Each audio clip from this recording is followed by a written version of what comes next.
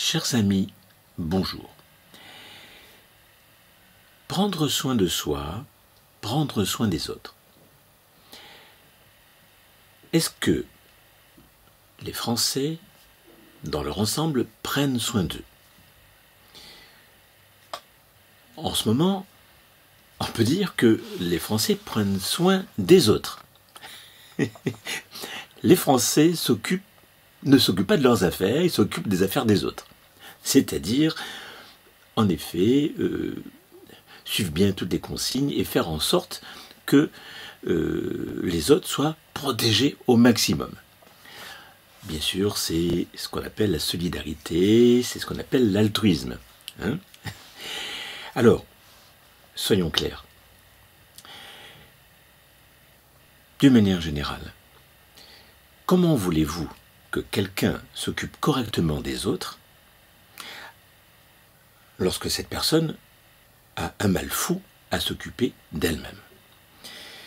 Je dirais d'abord, comme tous les philosophes et tous les grands sages du passé, cultivons notre jardin, occupons-nous de nous, et du fait même que nous prenons soin de nous et que nous sommes forcément beaucoup plus heureux et beaucoup plus épanouis, nous pourrons nous occuper des autres d'une manière très constructive.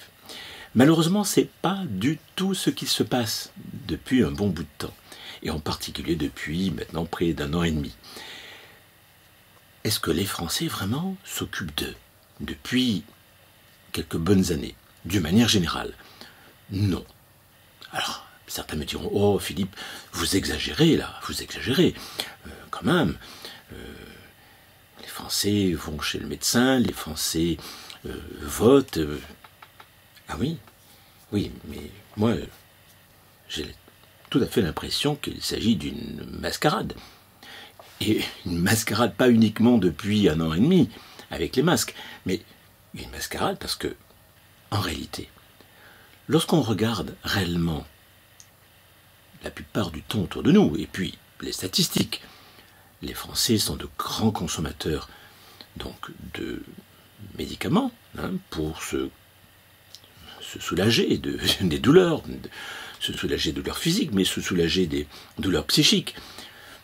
Les Français sont bien souvent en addiction donc de toutes sortes, c'est-à-dire donc dépendants. Donc on ne peut pas dire qu'ils s'occupent d'eux. Ils sont plutôt dans une recherche effrénée de certaines compensations, certains plaisirs pour arriver donc à moins souffrir. Donc ça va être donc bien sûr somnifère, ça va être antidouleur, ça va être tout un tas de substances pour bricoler et s'arranger avec facilité, donc de toute souffrance quelle qu'elle soit. Ça ne s'appelle pas prendre soin de soi, ça, parce que prendre soin de soi, c'est pas non plus rentrer donc dans l'alcoolisme ou dans une course effrénée donc à l'utilisation de drogue et ainsi de suite. Donc je ne parle pas uniquement que du cannabis, mais d'une manière générale de tout un tas d'addictions. Même, je dirais, à la rigueur, une course effrénée à la consommation, une course effrénée donc à s'acheter divers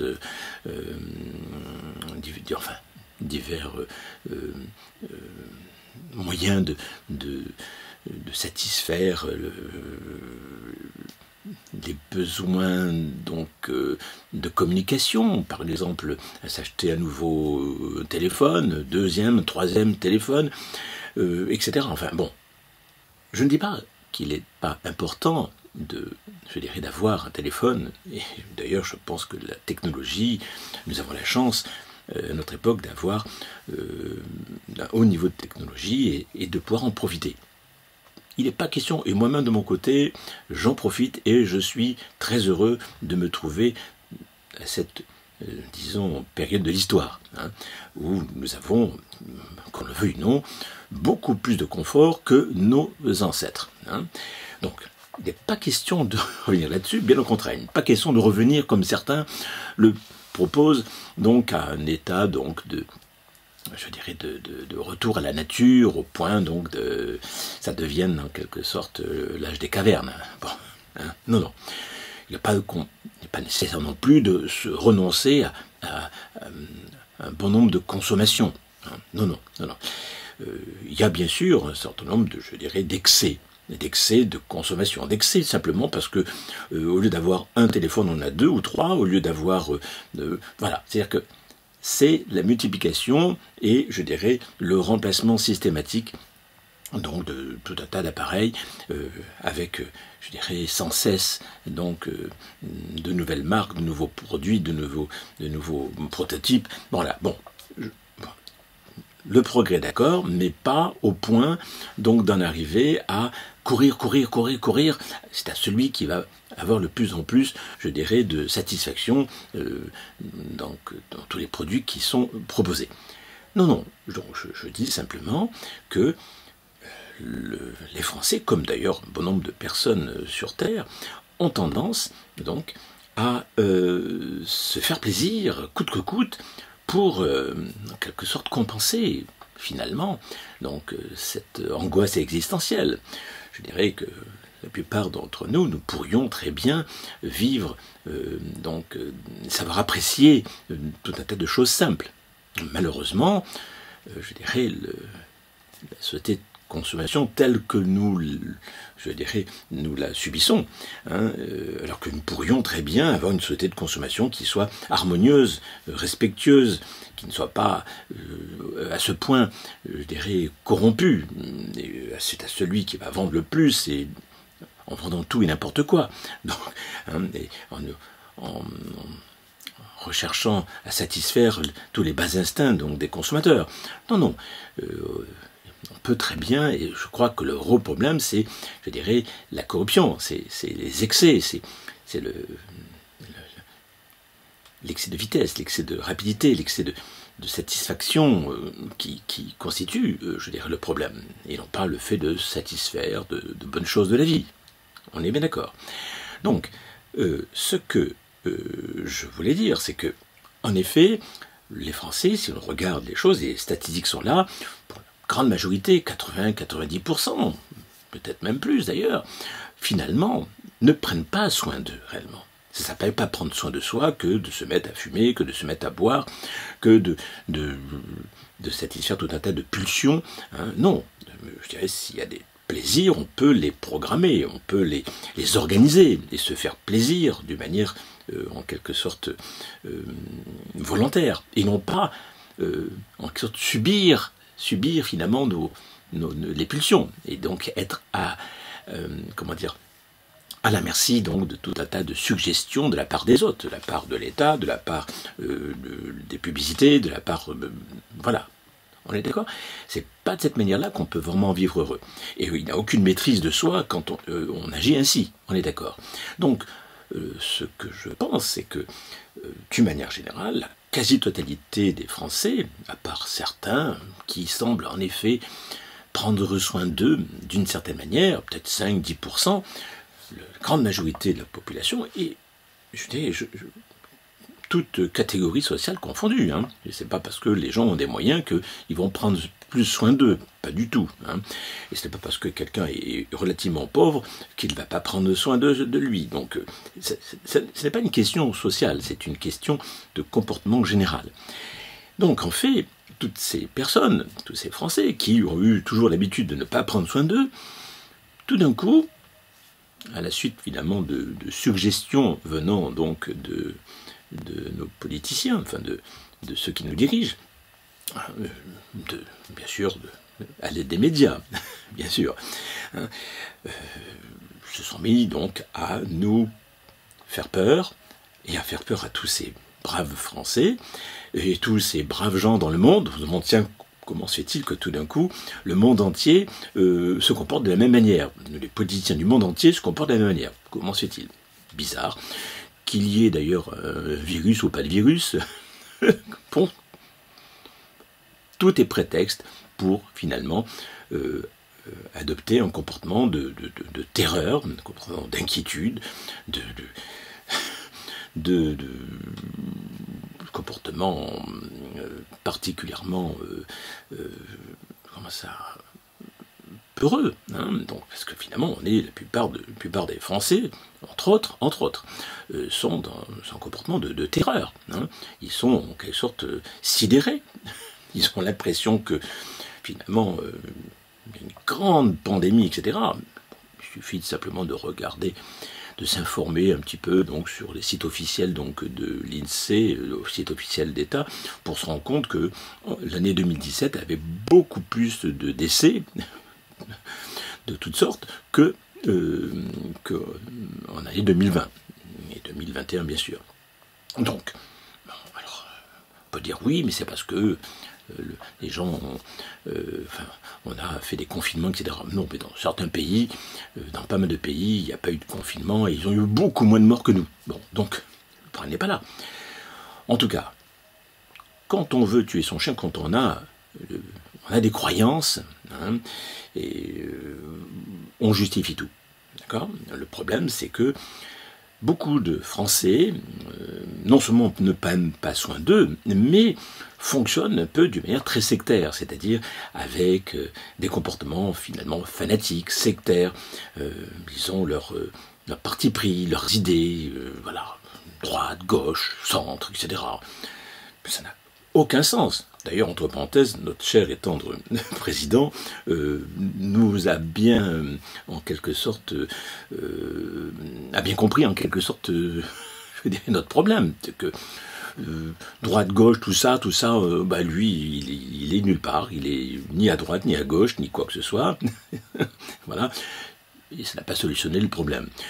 Donc, on ne va pas se mettre à rentrer dans des conciliations autres, mais le fait est là, c'est que les Français, dans leur grande majorité, très grande majorité, ne prennent pas soin d'eux, et ne prennent pas plus soin d'eux en ce moment, sinon ils sont sous la peur, sous la panique, sous la terreur que les médias ont distillé à longueur de journée. Entre parenthèses, je vous signale que les médias ont été rachetés par les milliardaires de ce monde depuis 10-15 ans, et donc ils sont sous la coupe totale donc, de la haute finance, de ceux qui nous vendent des produits, qui nous vendent des vaccins, qui nous vendent des médicaments, qui nous vendent tous ces produits de consommation. Voilà. Et donc, tout ce qui peut arriver à manipuler donc, la population, et permettre plus de ventes, marche. Voilà. Donc, hein, il n'y a pas de complot du tout. C'est simplement que dans la vie, il y a donc des gens qui, bien sûr, profitent de leurs moyens, de leur puissance, de leurs moyens financiers pour, en effet, prendre le pouvoir. Et essayer de gagner de plus en plus d'argent. Puis surtout si la justice n'est pas suffisante à se manifester, eh bien donc les escrocs de toutes sortes, petits ou grands ou très très grands, prospèrent. Voilà. Donc on en est là. Donc là, la plupart des Français ne prennent pas soin d'eux, ça c'est clair et net. Ils ne prennent pas soin d'eux, mais attention. Hein, ils ont une vertu, tous ces Français, c'est qu'ils prennent soin des autres. Ils sont altruistes. Ah oui, ça, le mot altruisme, ça tout d'un coup on le découvre. Tout d'un coup, des personnes qui finalement sont très individualistes et très égoïstes, pour la plupart des Français. Ah, la vérité n'est pas toujours bonne à entendre, oui, je suis d'accord. Mais en tout cas, c'est la réalité. Et donc, ces personnes qui sont finalement de grands égoïstes pour la plupart, et des personnes qui finalement ne pensent pas tellement aux autres, là, tout d'un coup, ils ont une vertu qui consiste à prendre soin des autres. Prendre soin des personnes âgées. Moi, j'ai 73 ans, mais excusez-moi, mais je m'en fous complètement qu'on prenne soin de moi, parce que je prends soin de moi. D'accord ? Et je fais en sorte d'être en bonne santé parce que je prends soin de moi. Le problème, c'est que les Français, d'une manière générale, ne prennent pas soin d'eux, véritablement. C'est-à-dire qu'ils ne font pas en sorte d'abord de s'informer correctement. Parce que s'informer sur la réalité, sur les choses, ne pas se tromper sur la réalité, ne pas se faire donc manipuler, ne pas être manipulable. Donc, et qui est à l'abri manipulation. Nous sommes manipulables, je dirais par nature. C'est-à-dire que la manière dont fonctionne le cerveau de tous les êtres humains fait que on est tous à la merci de suggestions de la part du voisin, de la voisine, de nos parents. Voilà. Il ne faut pas se croire à l'abri de tout ça. Donc, au lieu de prendre soin de soi, à élever leur conscience, au lieu de prendre du temps pour ne serait-ce que 10 minutes, un quart d'heure par jour, ça ne serait pas grand-chose, mais non. Non, non. Pour la grande majorité des Français, on ne prend pas soin de soi, on ne prend pas soin d'élever sa conscience, on ne prend pas soin donc d'ouvrir son esprit, d'avoir une attitude plus respectueuse, plus bienveillante de manière générale, vis-à-vis de soi-même déjà, et pour pouvoir, bien sûr, être plus bienveillant avec les autres. Car on ne peut pas être bienveillant avec les autres, on ne peut pas, je dirais, les protéger, on ne peut pas en quelque sorte leur assurer la sécurité si nous-mêmes, de notre côté, nous trouvons finalement en train de souffrir et être mal. Or, la grande majorité des Français, riches ou pauvres, sont mal dans leur peau, finalement, ou alors, pour ceux qui donnent l'impression de ne pas l'être, ils sont simplement dans des sortes de bulles positives ou des bulles d'amour qui quasi complètement déconnectées de la réalité. Et bien sûr, ces personnes, comme dans l'histoire, ces personnes se font balayer par, finalement, je dirais, le reste de la nature. Car, vous savez, la nature est belle, mais elle est impitoyable.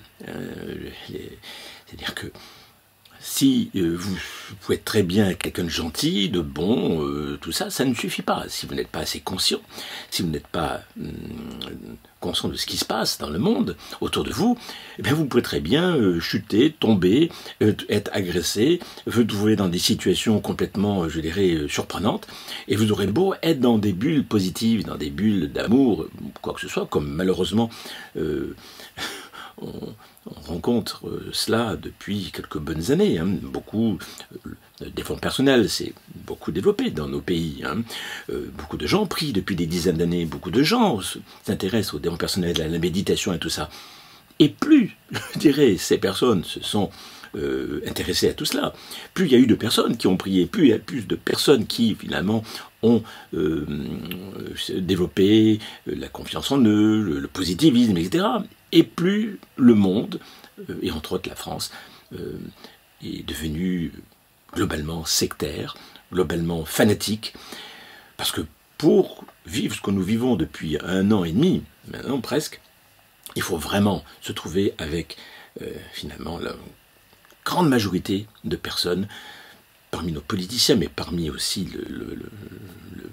l'ensemble de la population, des personnes finalement manquant d'ouverture d'esprit, des personnes qui donc sont facilement manipulables et qui en effet sont manipulées par les médias, manipulées par ceux qui ont les moyens, donc qui disposent, qui possèdent ces médias, qui en ont la maîtrise depuis quelques bonnes années.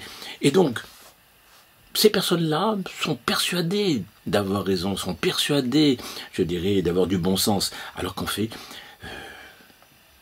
il suffirait simplement qu'ils prennent un peu de recul et plus d'ouverture d'esprit, et ils s'apercevraient qu'ils sont en train littéralement de se faire abuser complètement et totalement, manipuler. Et parce qu'en plus, ce que l'on peut reprocher aux ces soi-disant complotistes, c'est de dire finalement les choses qui sont dites par l'ensemble donc des castes dirigeantes. C'est-à-dire qu'en fait, il n'y a pas de complot du tout. Absolument pas de complot. On ne peut pas parler de complotisme puisqu'il n'y a pas de complot. Il n'y a pas de complot du tout. Les réunions donc de Davos, les réunions de le livre de Klaus Schwab, le grand patron donc des plus riches de ce monde. Bon, il faut se renseigner un tout petit peu. Ça existe. Je dirais qu'il y a des livres, il y a des informations, même sur le site de l'ONU, sur le site bien sûr du Forum économique mondial, bien sûr. Mais bon, tout était prévu. Cette pandémie était bien organisée. Tout, c'est pas du complot de dire ça. C'est eux-mêmes qui le disent. C'est eux-mêmes qui le disent. Bon, Voilà, bon, donc il n'y a pas de complot du tout, il y a simplement donc des personnes qui, comme de tout temps dans l'histoire de l'humanité, des personnes qui, ayant un certain pouvoir, en abusent, et donc, et voilà, alors on a des personnes qui, finalement, au plus haut niveau, sont, qu'on le veuille ou non, d'infâmes escrocs, qui se font passer pour des humanistes, qui se font passer pour des gens généreux, alors qu'en fait, ils manipulent complètement et totalement la population. Mais là encore, pour ça, pour arriver à saisir ça, il faut, c'est pas facile. Quelqu'un de manipulé a du mal à reconnaître qu'il est manipulé. C'est parce que quelque part, c'est un déshonneur. On a l'impression finalement d'être une marionnette. Et la plupart des êtres humains ont tendance finalement à rejeter cette idée-là, et donc à rentrer d'autant plus dans le jeu de ceux qui savent, et qui font, qui agissent, qui ont une véritable maîtrise d'eux-mêmes, et une maîtrise des autres. Parce que, là encore, si vous voulez vraiment faire du bien donc à l'ensemble de la population, et aux vieux comme moi, eh bien, il n'y a qu'une seule manière de faire, occupez-vous de vous. Prenez soin de vous. Parce que plus il y aura de personnes qui prendront soin d'eux réellement, qui chercheront à élever leur conscience, qui chercheront à trouver les bons remèdes, par exemple, sans pourtant parler de vaccins, il existe des remèdes très efficaces, comme l'ivermectine, comme l'hydroxychloroquine.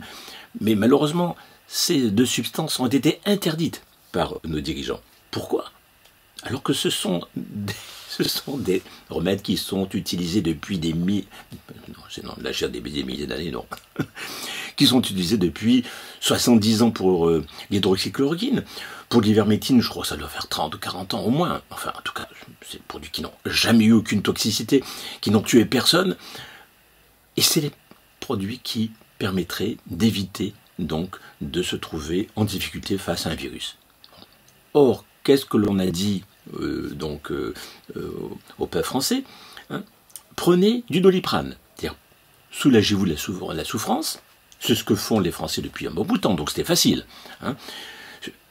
Ça, je dirais, n'importe qui aurait dit, prenez du Doliprane quand vous êtes en train d'avoir des symptômes grippaux, cette personne serait tout de suite condamnée, lourdement, à peut-être 10 ans ou 15 ans de prison, pour usage illégal de la médecine, et puis en plus, je dirais pour crime, parce que en quelque sorte pour amener quelqu'un à la mort, du fait même donc que quand on a une souffrance, on ne cherche pas à on va voir un médecin. Or, on a interdit aux Français d'aller voir le médecin. Bon. On a interdit aux médecins d'utiliser ces substances comme l'hydroxychloroquine ou l'ivermectine. Pour ne pas dire. L'ivermectine, c'est du 100% quasiment de guérison. C'est-à-dire qu'il ne peut pas y avoir de passage à l'hôpital si on prend de l'ivermectine dès les premiers jours. Seulement, évidemment, si on prend du Doliprane, si on cache la douleur, si on la supprime, il n'y a plus de symptômes. Mais en attendant, le mal se développe. C'est comme quand quelqu'un qui a un cancer et qui ne fait rien. Il n'y a pas besoin de virus pour ça. On peut très bien, quand on a un cancer, ne pas prendre soin de faire ce qu'il faut pour se soigner. Si vraiment, quand on a un cancer, on prend simplement des substances pour se soulager la douleur, on ne peut pas guérir d'un cancer. On ne peut pas guérir non plus d'un virus, c'est tout. Bon, là maintenant, le virus, c'était un bon prétexte pour pouvoir mettre en place vraiment un nouveau système mondial qui devrait être, en quelque sorte, je dirais, la solution finale. Bon, alors, revenons à nos moutons. Le problème là-dedans, c'est que les Français ne prennent pas soin d'eux, ça c'est sûr et certain, et depuis un an et demi, l'ensemble, la grande majorité des Français, eh bien, notamment, s'arrogent une vertu qu'ils n'ont pas, puisqu'on voit bien qu'ils n'ont jamais été prévenants vis-à-vis de leurs voisins et de leurs voisines, enfin, à part quelques cas, attention, je ne suis pas en train de généraliser complètement, mais le grand ensemble des Français ne sont pas spécialement bienveillants, ne sont pas là toujours en train d'aider Pierre, Paul, Jacques ou quoi que ce soit. La solidarité, malheureusement, quand les gens sont en difficulté, on les laisse crever dans leur coin la plupart du temps. Alors bien sûr, il y a des cas où non. Alors bien sûr, tout de suite, on en fait des héros de ces personnes qui prennent soin des autres. Mais en attendant, le fait est là, c'est que soi-disant, par l'usage du masque, par l'usage donc par le fait de se faire vacciner en masse, par le fait donc de se confiner, c'est un acte altruiste. Ah, c'est un sacrifice. Ça le permet vraiment de pouvoir se protéger du virus et de protéger les autres du virus. Oh, quelle grandeur d'âme! Mais encore faut-il voir si vraiment tous ces moyens ont été efficaces. Il y avait déjà des études de fait, mais elles ont été cachées. Des études qui prouvaient qu'en effet, le confinement, c'était vraiment la dernière chose à faire, et surtout, en plus toxique et nocif, les masques, là aussi, inutiles, c'est marqué sur les boîtes en plus, complètement inutile, inefficace vis-à-vis des virus, et en plus, je dirais, provoquant donc une diminution de l'oxygène, et donc beaucoup d'enfants en souffrent, et toutes ces personnes qui se trouvent avec un masque toute la journée. Moi, je parle des fois avec les caissières, donc elles ont des maux de tête, elles en souffrent, elles ont des boutons, bon, tout ça à cause des masques. Bon, donc on ne va pas développer le côté, mais simplement pour vous dire que il faudrait quand même malgré tout que les Français réfléchissent. Or, ils ne réfléchissent pas, ils sont dans un état de sidération. Ils sont loin d'être dans un niveau de conscience leur permettant de pouvoir se rendre compte réellement que, en effet, ce qu'ils font, leur manière de faire, la dernière chose, ils fonctionnent sous la pression de la peur, et en faisant ça, je dirais, les grands sages, les philosophes, même les médecins habituels, ont toujours dit que sous la peur, sous la pression de la peur, on ne prend jamais aucune décision positive, constructive et protectrice. Donc les Français ne prennent pas soin d'eux, bien sûr, parce que le fait de se laisser à la peur et à la panique, et donc devenir complètement vraiment accro, donc à moindre risque de développer vraiment une infection virale. Bon. Les autres années, il y a eu autant de virus, il y a eu plus de morts, on n'a pas fait tout un drame. Donc, il faudrait quand même se poser la question. D'autant plus qu'il y a les preuves. Ce pas des preuves qui sont données par les complotistes ou autre chose, par ces gens qu'on traite de complotistes. Non, ce sont des preuves, tout simplement. Il suffit simplement voilà, on se demande pourquoi d'ailleurs l'ensemble donc des médias mainstream, en fait des journalistes, cachent tout ça. Mais pourquoi ? Ça existe, il suffit simplement de se donner la peine d'aller sur le site de l'INSEE, d'aller sur le site de l'ONU, d'aller sur le site du Forum économique mondial. Oui, le Forum économique mondial, il suffit simplement de se donner la peine d'aller soi-même chercher donc l'information qui existe. C'est-à-dire qu'en fait, il n'y a pas de complot. C'est simplement, en effet, que les journalistes ont tendance à nous cacher certaines choses. Ben oui, bon. Pourquoi ? Ben oui, ils n'ont pas envie de perdre leur place. Si on se renseigne encore, beaucoup de journalistes, même dans le monde, disparaissent, sont tués. En France, on ne les tue pas, on leur fait bien comprendre que s'ils vont un peu trop loin dans leur recherche, et s'ils se mettent à dire certaines choses, eh bien, ils risquent de perdre leur place, c'est tout. Donc, on peut les comprendre. Mais le problème, c'est que quand même, que eux se trouvent en danger et qu'ils protègent, mais nous, quel est le danger ? On n'a pas bien souvent, on ne risque pas de perdre notre place. On n'est pas journaliste. Bon, donc, pourquoi continuons-nous à gober tout cela ? Bon, en tout cas, tout ça, ça ne s'appelle pas prendre soin de soi. Prendre soin de soi, c'est s'informer correctement, ne jamais considérer quoi que ce soit comme la vérité absolue. Ce sont des approches de la vérité. C'est pas qu'il y a plusieurs types de vérité, ça veut dire que chacun a raison. Non, il y a des gens qui ont tort. Quelqu'un qui tue, il n'a pas raison. Donc on ne peut pas dire que la vérité, comme on l'entend bien souvent dire, c'est relatif et chacun a sa vérité. Non. Je sais bien qu'on nous a fait tout un tas de développements dans le passé avec thèse, antithèse. Oui, d'accord, c'est vrai que c'est important de voir qu'il y a une relativité et que des fois on croit que certaines choses sont bonnes, oui, mais il y a des avantages et des inconvénients. D'accord, mais pour la vie en général, d'une manière générale, il y a forcément des approches de la vérité. Il y a des choses qui sont plus justes que d'autres, et des choses qui sont complètement fausses et dangereuses. Bon, donc, je développerai d'ailleurs tout cela dans une autre vidéo, parce que c'est vrai que on ne nous apprend pas ça à l'école. Malheureusement, on nous apprend surtout finalement à donner l'impression que finalement, que il n'y a pas, on peut pas avoir l'accès à la vérité. Voilà. Bon, donc finalement, tout est vrai, tout est faux. Finalement, on fait que subir la vie, et donc là, on ne recherche même pas la vérité, puisque finalement, elle n'existe pas. D'accord ? Bon, on ne fait croire qu'elle n'existe pas. D'accord ? Bon, mais il y a des approches de la réalité, et en quelque sorte, c'est la vérité, c'est là. Elle est là, la vérité, dans ces approches donc de la réalité. Et c'est justement en étant avec le réel que l'on se trouve, en effet, réellement en train de prendre soin de soi. Donc, soi-disant prendre soin des autres, mais finalement c'est une mascarade. Prendre soin des autres alors qu'en fait on n'est même pas capable de prendre soin de nous. Prendre soin des autres simplement en leur imposant un masque, en leur disant « mets ton masque, confine-toi, ne prends pas de ces médicaments, ivermectine, tout ça, ne prends pas ceci, prends cela ». Ça s'appelle prendre soin de ça, des autres? Ça ne s'appelle pas prendre soin de ça, ça s'appelle avoir, je dirais, un comportement de bourreau vis-à-vis des autres. Ça s'appelle être prédateur. Ça s'appelle, en quelque sorte, dicter aux autres ce qu'ils doivent faire, soi-disant pour leur bien.